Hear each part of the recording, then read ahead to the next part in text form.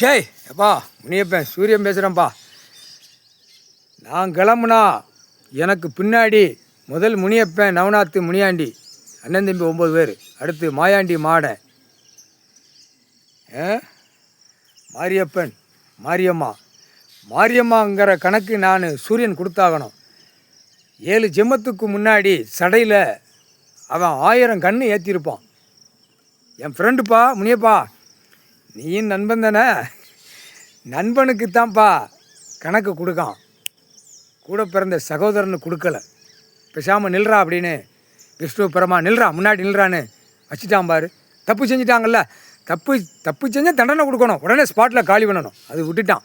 சரி, மாரியம்மா 1000 கண்ணை ஈசன்ட்ட ஒப்படைச்சதுக்கு ரொம்ப சந்தோஷம். அவன் சடையில் 1000 கண்ணை ஏற்றிட்டான். உலக நாடே பார்த்துக்கிட்டு இருக்கான்.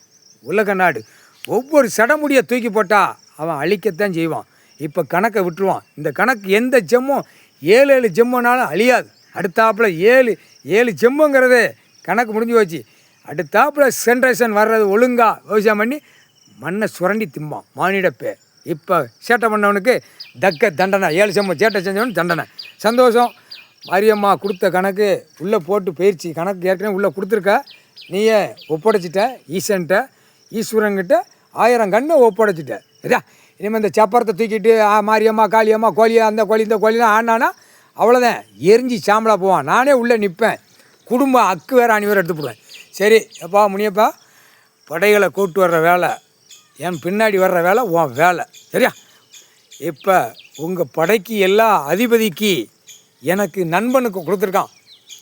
நீ போடா, நான் உட்கார்ந்த இடத்துல பட்டணம் தட்டுதான்டா, நீ எங்கேனாலும் போ. ஆனால் பார்வை என் நண்பன் மேலே பார்வை எப்பயுமே இருக்கும் அப்படின்னு சொல்லிட்டான். அதுக்கப்புறம் உங்களை எல்லா படைகளும் போகிறது. இதுதான் உண்மையான படைகள்.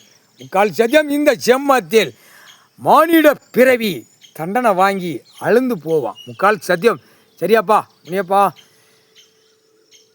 சந்தோஷம்ப்பா.